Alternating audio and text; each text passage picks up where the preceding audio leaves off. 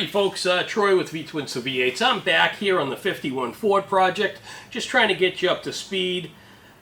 We've had some setbacks. I showed you in the first video the problem we had with the distributor. We got that cleared up. Then when I was getting ready and fired the vehicle, I wanted to do a whole video on it, but I was having some problems with the sniper unit itself. So I ended up spending quite a bit of time chasing down a problem which turned out to be a faulty ECU within the sniper itself. It was intermittently shutting off, but after I chased my power all the way from the battery all the way up, it had nothing to do with any of my battery, my power source, or my ground source.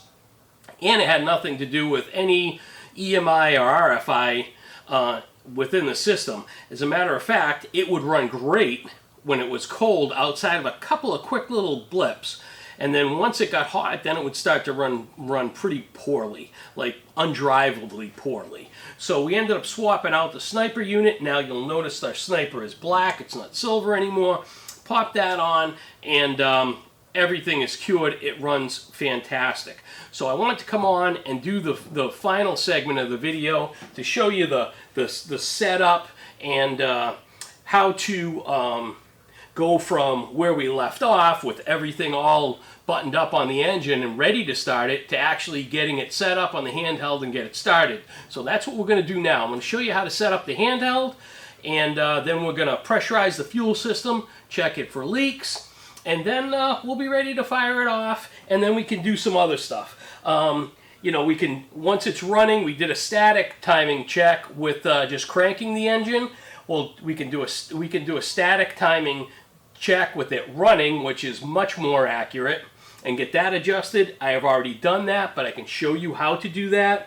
And then we'll allow this thing to warm up, and I'll show you how to set the idle air control, and then pretty much we'll be good to go. I can show you what it's like going down the road and what it sounds like, and that'll be the conclusion of it. So we're going to get into the handheld setup now. Okay, so the first thing we're going to want to do to get our handheld set up is we're going to want to go onto Holley's website and get the latest firmware updates for the handheld and for the sniper unit itself. It'll show you the latest thing.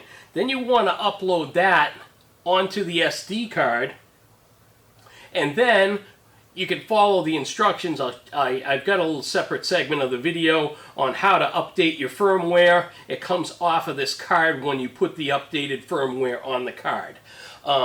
So if you're questionable on any of this, you can message me. You can go on Holley's website. There's a lot of information on this. Basically, you're taking a file off of their website, putting it on this card via your computer, and then taking it from this card and putting it in the handheld and uploading it to the ECM. So before you can pressurize this fuel system and get ready to start it, you have to set up the handheld. So I'm gonna bring my small camera over. I'll show you what the handheld looks like and how to get everything set up. Okay, so I'm in my vehicle and I have my handheld set up so that I keep it in my glove box here, and then I can extend this cord and bring the handheld right out and put it right here on the seat next to me so I can see what's going on. So the first thing I'm going to want to do is on the side of the handheld, you're going to see where the SD card goes. I'm going to put my SD card in there. It's kind of hard to do this because I've got only one hand to do this with, and you give it a click. Now you've got your SD card in there. That's going to have your tune on it if you had a custom tune made. It also is going to have your firmware update. So what I'm going to do is I'm going to turn this on, and I am going to show you exactly what we're going to see. Okay, so now we're back here. So one of the first things we're going to want to do when before we upload our tune is we're going to want to make sure we're running the latest firmware. So we're going to select File, ECU HW/FW, and then we're going to click. I already did this, so I'm not going to do it. You just click on Upgrade ECU Firmware. It'll go through a little menu, and then it'll be a little green line, and it will upgrade the to the latest firmware. It'll upgrade the handheld. So now, once we have our handheld updated, the next thing we're going to want to do, our firmware updated, the next thing we're going to want to do is update the handheld itself. To do that, you just hit File, then you hit Local Setup, Local Info, and this will show you the version that you're running. And if you want to upgrade the firmware on this device, well, we can go ahead and do that. We're just going to push right here, and boom. What we're doing right now is we are upgrading the handheld. Now I'm done, and it's rebooting, and you'll see this little percentage. This is really small. You know, I want to be obviously at 100%. I'm at 77. It'll continue 91, and it's going to go through a series of uploads, and there we go. Now it's all completed.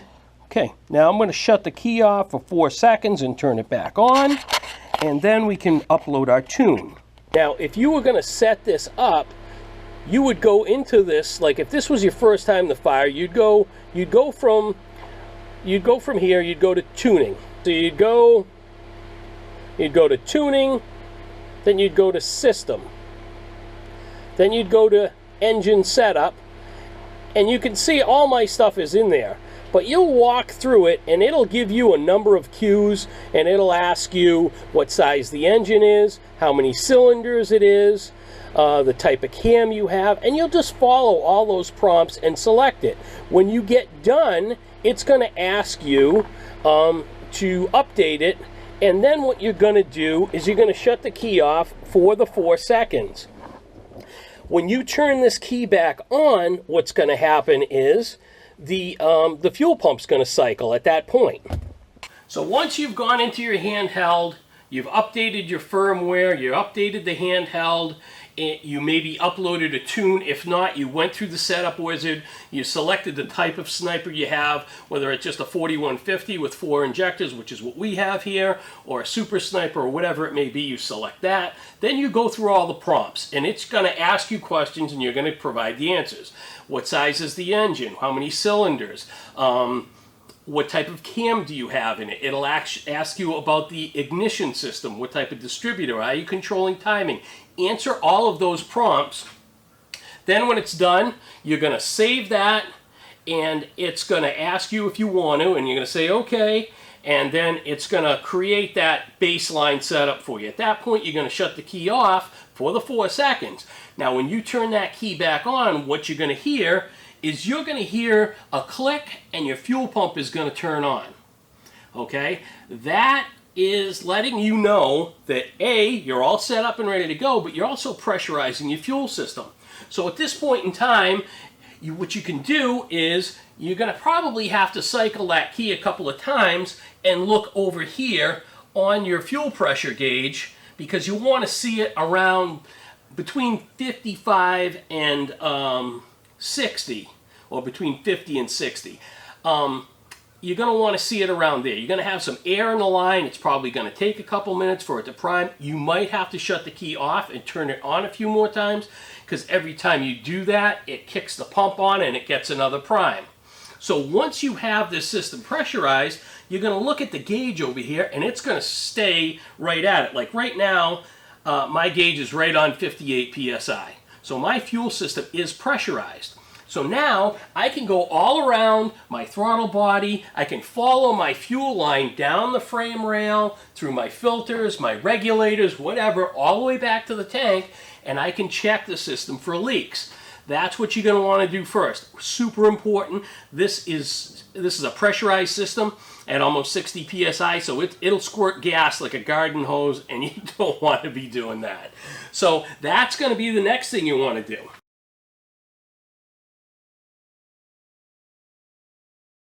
So I'm going to turn on my key. Now, you can see my sniper unit boots right up. So, what's going to happen here is I'm going to upload my custom tune that I just got this morning. So I'm going to press File. I'm going to press Global Configurations, I think. Yep. And then this is my final sniper tune right here that I got from Nick.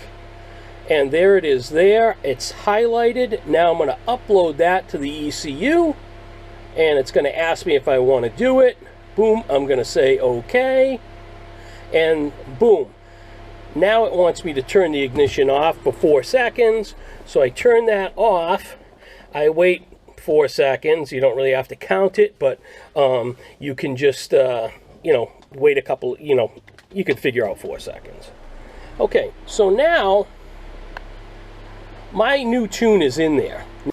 Okay, now once we have that all set, we're ready to start the vehicle. So once you have the, when you turn the key, it's going to cycle. Boom, it's going to light off. Everything should sound pretty good. I mean, you may have to adjust your idle screw over here on the side, or you may have to give it a little throttle from the inside to get it to start off. But once it starts off, it should run on its own. At that point, you really don't want to make a whole lot of adjustments. As long as it'll run on its own, the next thing you're going to want to do is you're going to want to double check your static timing if you're doing timing control. So what you're going to want to do is... Okay, so I went to the home screen, then tuning, then system, then static timing, and now I've got it set at the 20 that Nick wants it to be at. And then I'm going to hit set. So my static timing is now set, and it will hold that timing. And whatever you set that static timing on, the computer will maintain that value. So this has nothing to do with the engine at this point. It's just the computer. The computer's you're gonna set it. I like 20 degrees. It's easy number to remember. So I'm gonna set it at 20 degrees before top dead center. And what's gonna happen is the computer's gonna say, okay, I'm holding it at 20 degrees before top dead center. Now you're going to take your timing light, you're going to connect it to the vehicle, just like if you were checking normal timing, you're going to see where your engine is.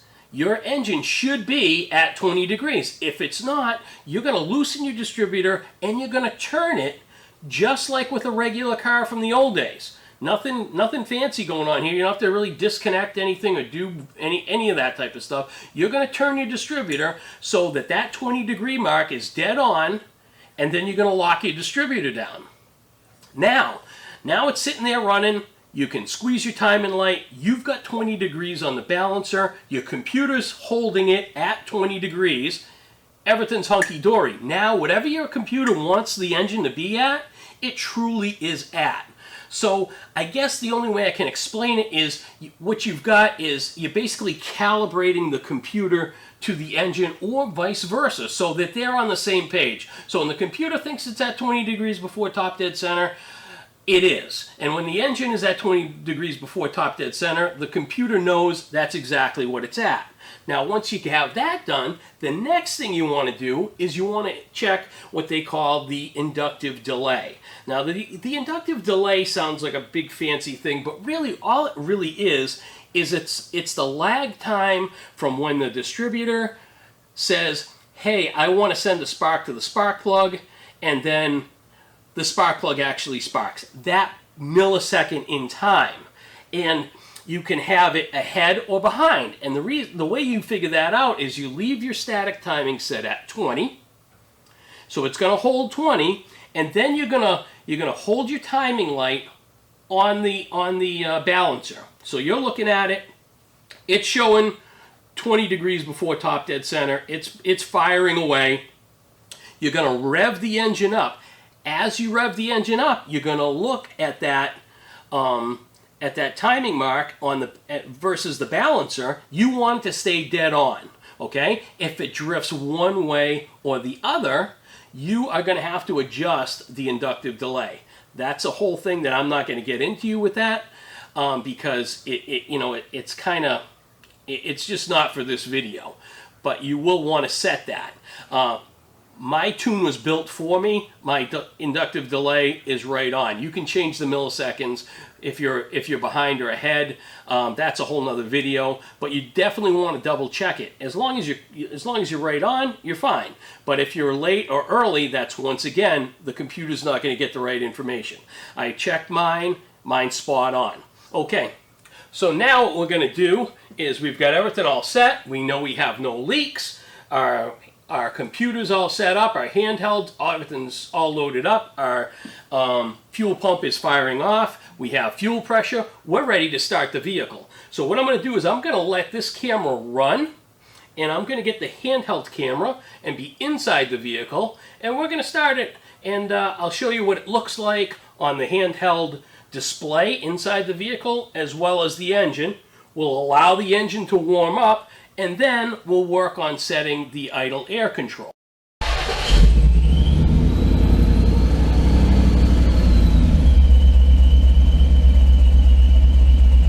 Okay, so now here's my handheld. It's telling me everything about the vehicle. So it's running kind of rich because it's cold, and we're just going to let it warm up. This yellow right here is our coolant temperature. This is our idle air control position. Now when it's warm, we're going to want that between 8 and 12. We're going to let the truck warm up right now, and we'll let it build up some heat. I can't make any adjustments on that until it gets up to about 100 or over 160. I actually like to have it about 170 just to make sure that I'm up above that, that threshold.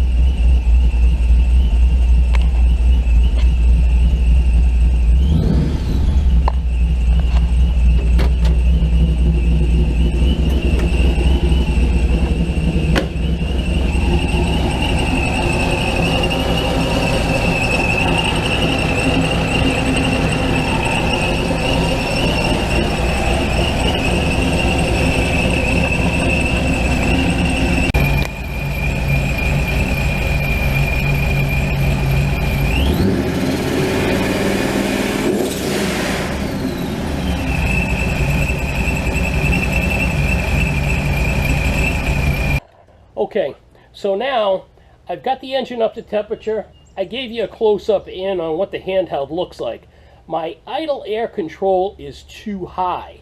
So to adjust the idle air control, we're going to start by using the screw on the throttle plate. So this screw right here controls the throttle blades. I can say that better. The throttle blades, just like the idle on a car. Okay, except for you don't want to use this to actually set your idle. The idle needs to be controlled by the computer. Okay, so you saw what I had going on the handheld. Our IAC was way up in the 29 or so. Now it's warm at an idle. It should be around 8 to 12. So I'm going to show you how to adjust the IAC to the proper setting, which is between 8 and 12. A very easy way to do it. Okay, so now the purpose of the idle air control is to control your idle via the computer, not by this screw on the side like you would with a carburetor. So the idea is that your throttle blades are closed and the motor is up in the 8 to 12 range. And that's what's holding your idle open. That allows the computer control of your idle. It could lower it a little bit if it had to. It can raise it quite a bit if it needs to. Whether it's, you know, you got a load on it, you got it in gear, and you've got an automatic with a tight converter, something like that, or air conditioning. It will allow that idle air control motor to open those butterflies and add a little fuel and keep you at a nice steady idle. So what we're going to do is we're going to take the screw that looks like your idle screw on the carburetor. We're going to make at least one full turn in, okay? Then we're going to start the vehicle. It's going to rev up, and it's going to be revving kind of high. What you'll see on the handheld is the idle air control should be at 0, so it's not doing anything. It's as low as it can get. Once we're there, we're going to take our screwdriver and we're going to turn the screw outwards. We're going to back it off, like lowering the idle. And we're going to lower it about a quarter of a turn, then another quarter of a turn, and then we're going to keep watching what we got going on. Once you turn it a couple of times, you're going to want to touch the throttle, maybe once, just to get it off idle. And then let it recover and fall back down, just to kind of, it settles itself. Then you're going to back it off a couple more times, and you're going to touch the throttle again. You're going to continue to do this until on the handheld it shows, I like to shoot for 8. They say 8 to 12. I like 8. That gives me plenty of the upside, which is more than you need than the downside. So you're going to continually turn that out until you get to that magic 8 to 12. Once you're there, then you can crack the throttle and let it come down and watch it settle. It should settle back down in that 8 to 12 range. Okay? If it doesn't, then you're going to have to come back and do the same process over again. Sometimes it takes a couple of times. This one's been done a few times, so it should go pretty quick. So what I'm going to do is I'm going to take my screwdriver. I'm going to put a full turn on it. I'm going to start the vehicle up, and we're going to start this adjusting process. And you'll be able to watch it on the handheld. We'll show you what I'm seeing on the screen, and then you'll see me actually doing it. Okay, so I have my screwdriver. I'm going to come over here, and I'm going to put a turn on this. I'm going to crank it right up. Now when I start it, it's going to be revving kind of high. We're going to watch the IAC. We're going to back it off, and we're going to feather the gas, the throttle a couple of times. We're going to watch that drop down.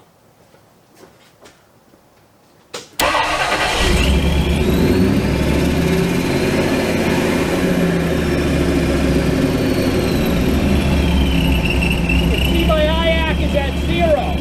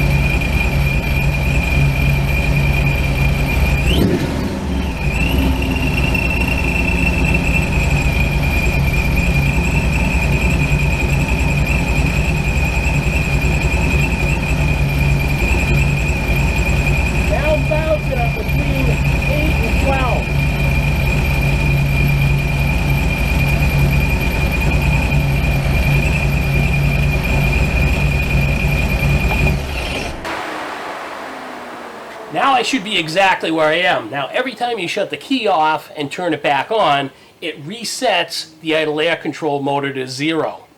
Okay, then once it starts, it does its thing. So what should happen now is I should be able to start this and let it get settled down, and it should be right in our range, the 8 to 12 range. It doesn't usually stay at a hard number. It kind of moves around because it's maintaining, it's trying to maintain the idle at an exacting point in the adjustment. Okay, so hopefully you could see in my handheld shot